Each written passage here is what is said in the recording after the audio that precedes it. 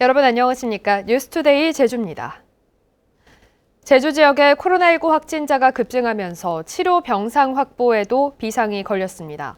병상 포화로 확진 판정을 받은 환자들이 자택에서 대기하는 경우도 벌어지고 있는데 제주도가 경증 환자를 자택에서 치료하는 방안 도입을 검토하고 있습니다. 홍수현 기자입니다. 이틀 사이 제주 지역 코로나19 신규 확진자는 78명. 이달 들어서만 505명이 무더기로 양성 판정을 받으면서 월별 최고 기록을 갈아치웠고 확진자 1명이 주위 몇 명을 감염시키는지 나타내는 감염 재생산 지수는 1.82로 뛰었습니다. 인구 10만 명당 발생 확진자 수도 부산과 울산보다 많은 300명대로 치솟았습니다. 확진자가 쏟아지면서 병상 포화도 심각해졌습니다. 100병상을 넘던 가용병상은 83병상으로 하루새 2자릿수로 줄었고 중증 환자를 위한 긴급 병상을 빼면 실제 사용할 수 있는 병상은 67병상에 불과합니다. 이렇다 보니 환자들이 양성 통보를 받고도 입원하지 못한 채 집에서 대기하는 일까지 벌어지고 있습니다. 제주시 보건소 관할구역에서만 입원 대기 확진자가 50명이 넘습니다. 어쩔 수 없이 저희가 우선 기저질환이 있는 분 아니면은 어린 애들 위주로 먼저 이송을 하고 있고 그 외의 분들은 자택에서 우선 대기를 하고 있거든요.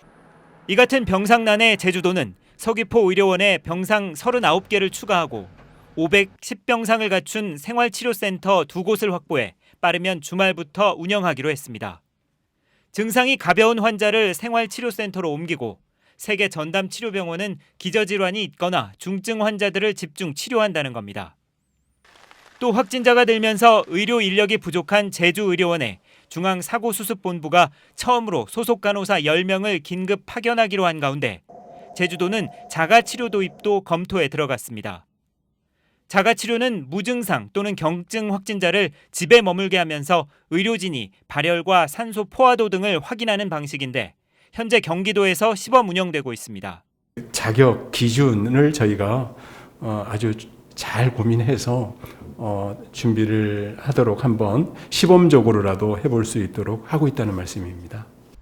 확진자 폭증에 자가치료 도입까지 검토되면서 코로나19에 대응한 제주 지역 의료 체계가 어느 때보다 심각한 상황을 맞고 있습니다. MBC 뉴스 홍수현입니다. 사회적 거리두기 4단계 격상 첫날 실시한 경찰의 음주운전 단속에 운전자 3명이 적발됐습니다. 제주경찰청은 어제 오후 1시부터 1시간 반 동안 제주시 건입동 용진교 등 3곳에서 불시 음주 단속을 벌여 면허 정지에 해당하는 혈중 알코올 농도 0.069% 상태로 운전을 한 A씨 등 3명을 적발해 입건했습니다. 경찰은 거리두기 격상 조치로 저녁 6시 이후 사적 모임 인원이 2명으로 제한됨에 따라 낮 시간대 음주운전이 늘어날 것으로 보고 단속을 강화하기로 했습니다.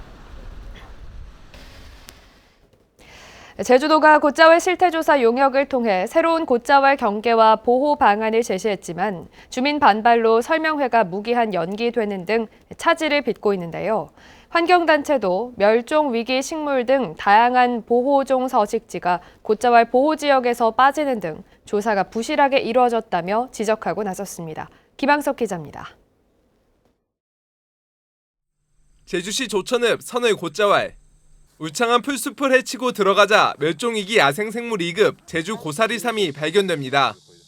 멸종위기 식물이 자생하지만 이곳은 곶자왈 보호지역이 아닌 관리지역으로만 지정됐습니다. 검은 오름 용암류가 만든 곶자왈 지역에서만 확인이 되는 그런 종이기도 합니다.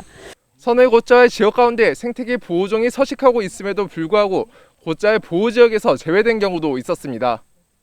곶자왈 사람들과 제주생태관광협회 등 제주지역 7개 시민단체로 구성된 곶자왈 포럼이 제주도가 제시한 새 곶자왈 경계와 보호 방안에 대한 현장 조사를 실시한 결과 제주 고사리삼과 생태계 2등급 기준 요소인 백서양 등이 발견된 지역 다수가 곶자왈 보호지역이 아닌 관리지역에 포함된 것으로 확인됐습니다.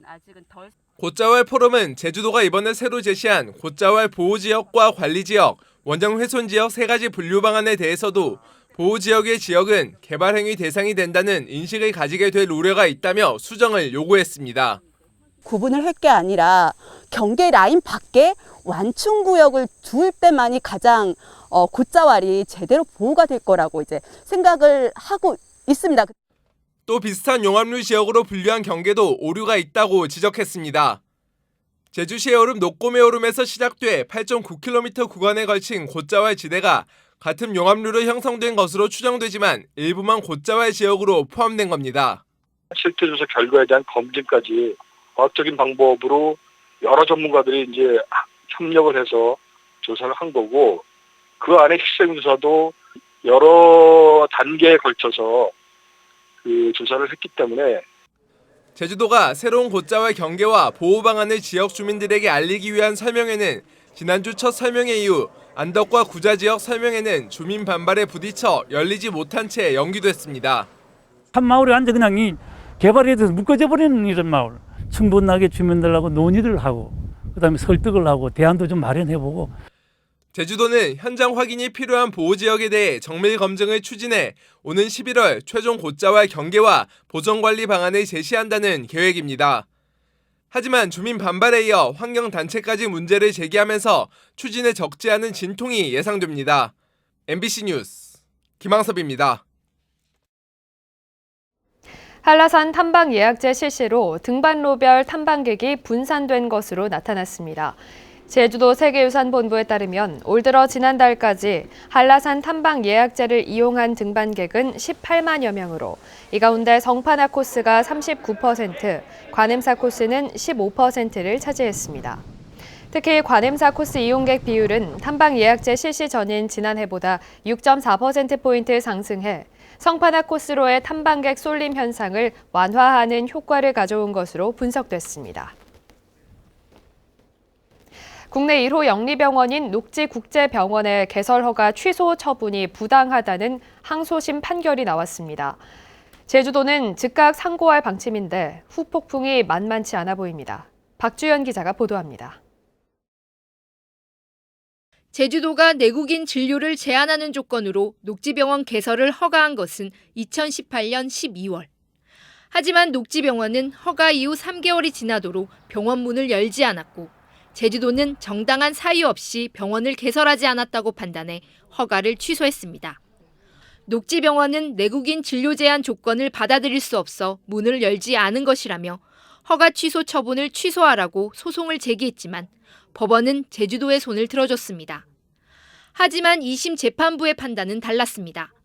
항소심에서 법원은 내국인으로 진료를 제한할 경우 경제성이 없어 병원 운영이 어려워 개설을 미룰 수밖에 없다는 녹지 측의 주장을 정당한 사유로 인정해 녹지 측의 손을 들어준 것으로 보입니다.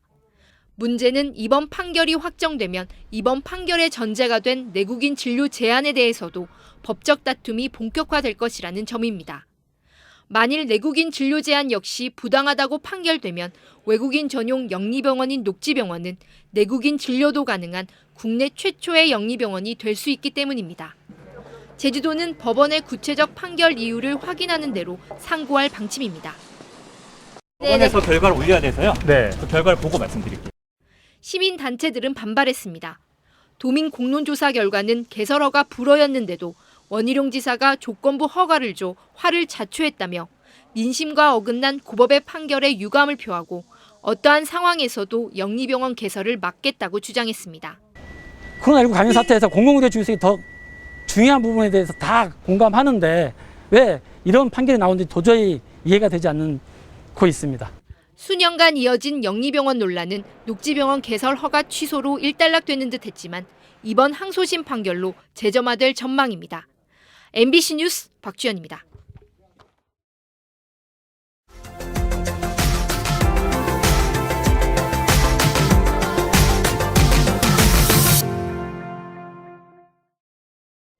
최근 3년 동안 농가와 산림에 피해를 주는 돌발 해충이 크게 늘었습니다. 방역당국이 방제에 힘을 쓰고 있지만 기세가 아직 꺾이지 않고 있습니다. 강원 영동 조규환 기자입니다. 정선군 신동읍에 있는 블루베리 농장입니다. 이 농장은 2년째 꽃매미와 갈색날개 매미충 등 돌발 해충 탓에 골머리를 앓고 있습니다. 돌발 해충이 블루베리 생육을 방해해 수확량이 크게 줄었기 때문입니다. 많았는데 작년에는 더 많았었고, 작년에는 뭐 송중기가 있으면 잎을 다 갉아먹잖아요. 그러니까 수확이 많이 줄죠. 얼마나 줄었어요? 한 3톤 정도는 들단 것 같아요. 차로 20분가량 떨어진 거리에 있는 과수원으로 찾아가 사과나무 주변 숲을 살펴봤습니다. 나무 줄기에 앉아있는 갈색날개 매미충이 눈에 띕니다.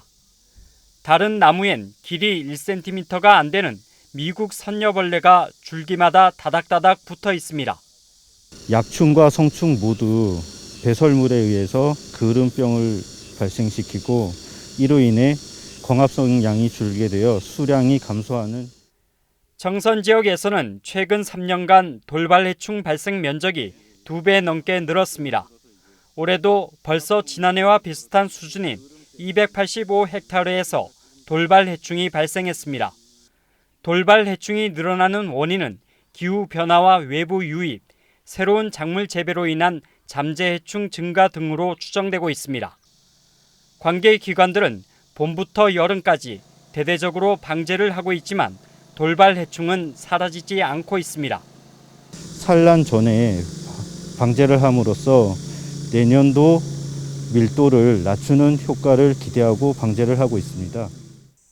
지난해부터는 매미 나방이 많이 발생하면서 도내 전체적으로도 돌발해충 발생 면적이 2,000헥타르를 넘어 지자체마다 방제에 신경을 곤두세우고 있습니다. MBC 뉴스 조규환입니다.